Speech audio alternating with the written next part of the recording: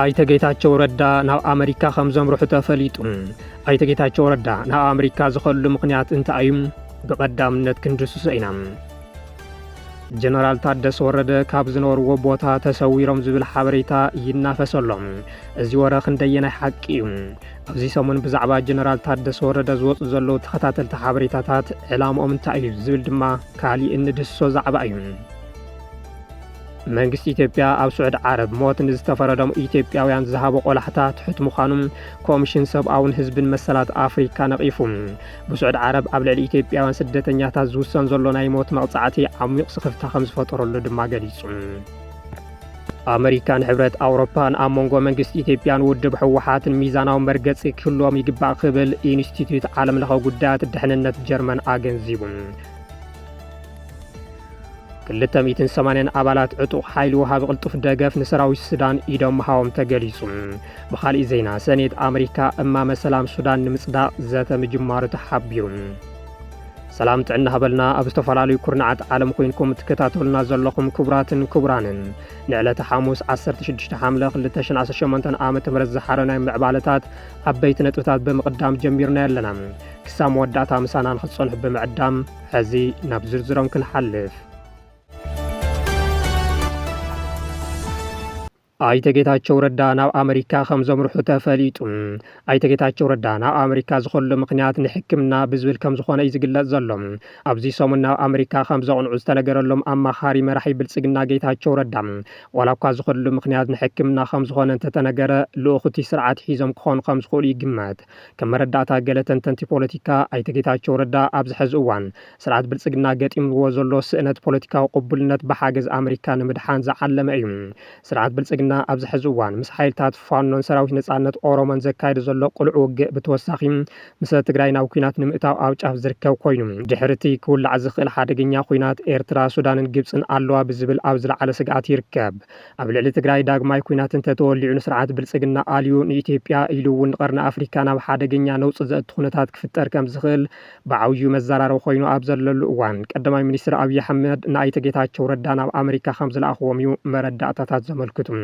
ብሽም ሕክምና ናብ ኣሜሪካ ዝኸዱ ኣይተ ጌታቸው ብቐንዱ ሕዚ ዝውላዕ ኩናት ዞባዊ መልክዕ ከም ዝሕዝ እዚ ድማ ንሃገራዊ ረብሓ ኣሜሪካ ዝጎድእ ምዃኑ ብምእማን ኣሜሪካ ብቐንዱ ኣብ ልዕሊ ሕወሓት ሕልፊ እንተኢሉ እውን ኣብ ልዕሊ ኤርትራ ማዕቀባት ንኽትገብር ጻውዒት ንምግባር እዩ። ካብ ትግራይ ናብ ኣዲስ ኣበባ ድሕሪ ምዃዶም ካብቶም ቀዳሞት ተደመርቲ ብዝያዳ ኣንጻር ሕወሓት ረብሓታት ትግራይን ወጢሮም እናተቓለሱ ዝርከቡ ኣይተ ጌታቸው መንግስቲ ፌደራል ናብ ትግራይ ንኽኣቱ ብተደጋጋሚ ጻውዒት ከቕርቡ ጸኒሖም እዮም። ከም ዘየዋፅኦ ፈሊጡ ክሳብ ሕዚ ዕላው ውግእ ዘይከፈተ ስርዓት ብልጽግና ንትግራይ ቁጠባውን ማሕበራውን ክልከላ ብምግባር ናይ ምሕቃቕ ስትራቴጂ ተኸቲሉ ይጓዓዝ ከም ዘሎ ገለ ወሃብ ትርኢቶ ይገልጹ። ኣብ ሰሜናውያን ተፈጢሩ ዘሎ ጽምዶ ዓብዪ ስግኣት ዝፈጠረሉ እቲ ስርዓት ድሕሪ መረፃ ሰፊሕ ፕሮፓጋንዳ ሚድያ ከፊቱ ይርከብ። ካብዚ ብተወሳኺ ነጻጺልካ ምጥፋእ ዝብል ስትራቴጂ ብምትግባር ኣብ ልዕሊ ትግራይ ውግእ ቅድሚ ምኽፋቱ ኣብ ልዕሊ ዕጡቕ ሓይሊ ፋኖ ሰፊሕ ወፍሪ የካይደሎም።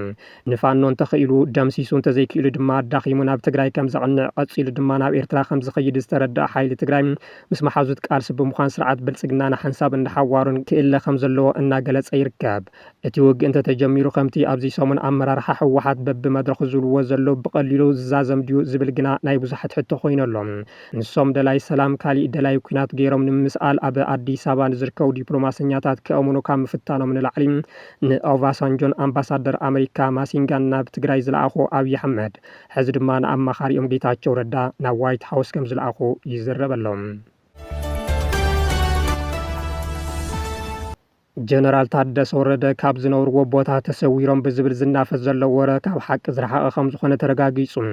ኣብዚ ሰሙን ኣብ ዝተፈላለየ ማሕበራዊ ሚድያታት ሌተናል ጀነራል ታደሰ ወረደ ካብ ዝነብርዎ ናይ ገዛ እስር ተሰዊሮም ብዝብል ዝዝርጋሕ ዘሎ ሓበሬታ መሰረት ዘይብሉን ሙሉእ ብሙሉእ ሕሰት ምዃኑ ናይ ቀረባ ፍልፍላት ኣረጋጊጾም ኣለዉ። ብወናኒ ዩኤምዲ ሚድያ ዶክተር ጌታቸው ኣሰፋ ጀነራል ታደሰ ወረደ ካብ ዝሓለፈ ሰሙን ጀሚሩ ብዕጡቃት ሕወሓት ካብ ዝነብርዎ ቦታ ንክስወሩ ተገይሩ ብምባል ዘውፅዎ ጸብጻብ ኣብ ባይታ ዘየለ ናይ ሕሶት ሓበሬታ ምዃኑ እሙናት ፍልፍላት ኣረጋጊጾም ኣሎም።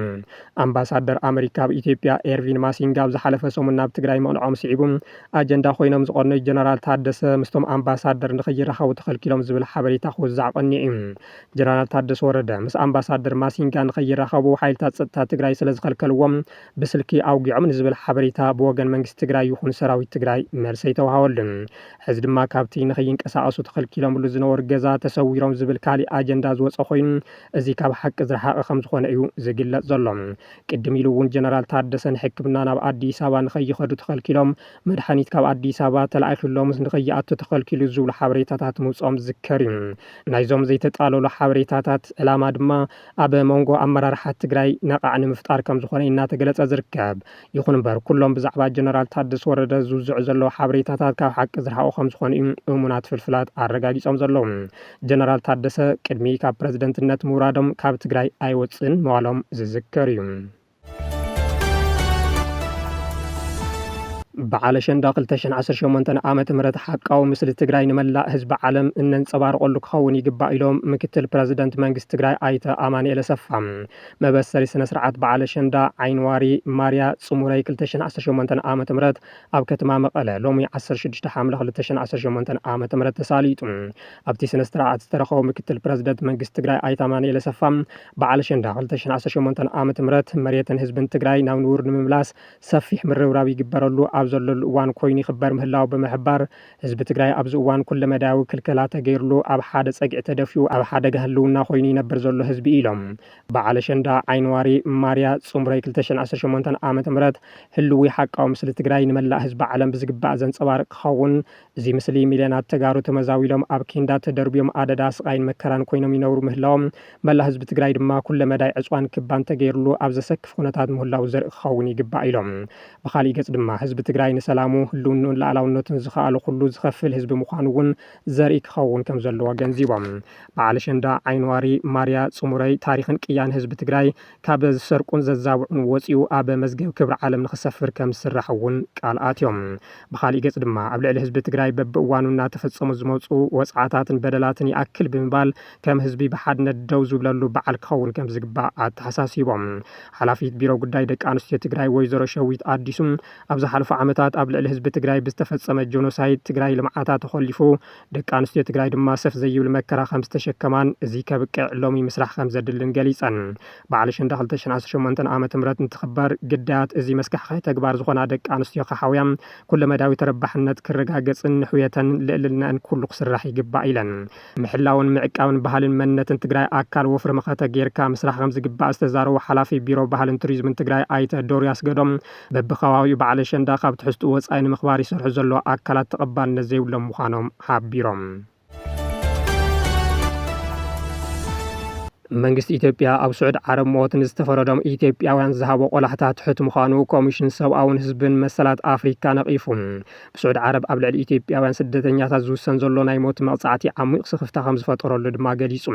ኣብ ስዑድ ዓረብ ሞት ዝተፈረደሎም ኢትዮጵያውያን ስደተኛታት ንኽቅተሉ ግዜ ይቐርብ ምህላው ዝገልጽ ጸብጻባት ከም ዝወፅሑ ዝሓበረ ኮሚሽን ሰብኣውን ህዝብን መሰላት ኣፍሪካ እዚ ድማ ዓሚቕ ስኽፍታ ፈጢሩ ለይሉ። መንግስቲ ኢትዮጵያ ህጹጽን ዝተዋደደን ዲፕሎማስያውን ቆንሲላውን ስጉምትታት ብምውሳድ ህይወት ዜጋታት ንምሕላውን ፍትሓዊ ፍርዲ ንኽረኽቡን ፀዊዑ። ብርክት ዝበሉ ኢትዮጵያውያን ዜጋታት ምስ መዕወኒ ብዝተኣሳሰሩ ገበናት ድሕሪ ምፍራዶም ሕዚ ኣብ ሓደጋ ሞት ከም ዝርከቡ ዘመላኽቱ ብርክት ዝበሉ ጸብጻባት እቲ ኮሚሽን በፂሕዎን ነቲ ኩነታት ብቐረባ ይከታተሉን ከም ዘለውን ገሊጹ። ገለ ኢትዮጵያውያን ስደተኛታት ድሮ ናይ ሞት ፍርዲ ከም ዝተፈረዶም ዘስተባሃለ እቲ ኮሚሽን ኣብ መስርሕ ገበናዊ ፍትሒ ገለ ካብቶም ግዳያት እኹል ሕጋዊ ውክልና ግልጋሎት ትርጉም ቆንሲላዊ ሓገዝን ካልእ ፍትሓዊ ፍርዲ ውሕስነት ከይረኽቡ ከም ዝተኸልከሎ ኣመልኪቱ።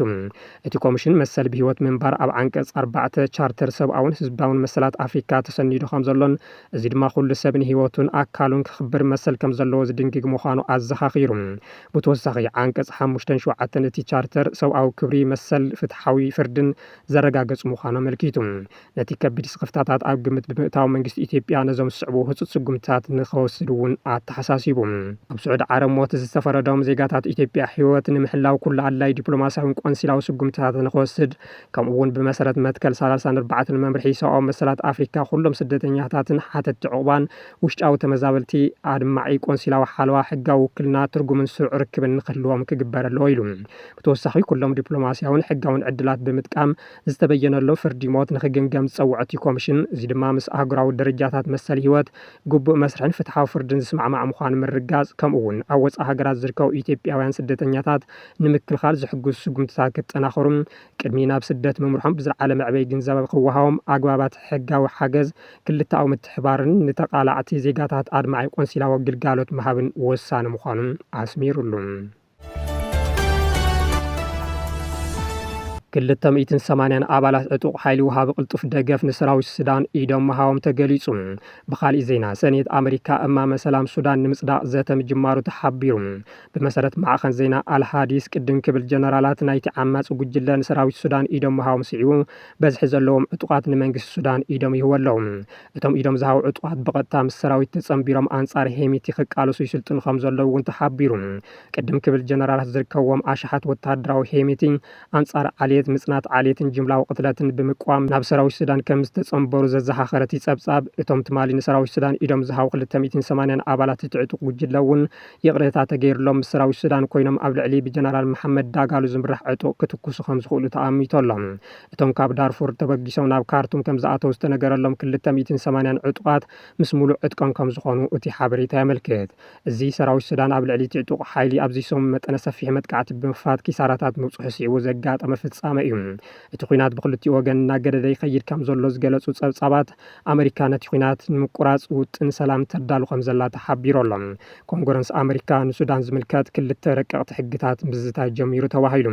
ብመሰረት ጸብጻብ ኣልኣይን ኮንግረስ ኣሜሪካ ኣብ ሱዳን ሰላም ከምጽኡ ይኽእሉ እዮም ዝተባሃሉ ክልተ ሕግታት ንምጽዳቕ ይንቀሳቐስ ከም ዘሎን ካብዚኦም እቲ ሓደ ብባይቶ ወከልቲ ህዝቢ እቲ ካልኣይ ድማ ብሰንየት ክጸድቕ እዩ ተባሂሉ።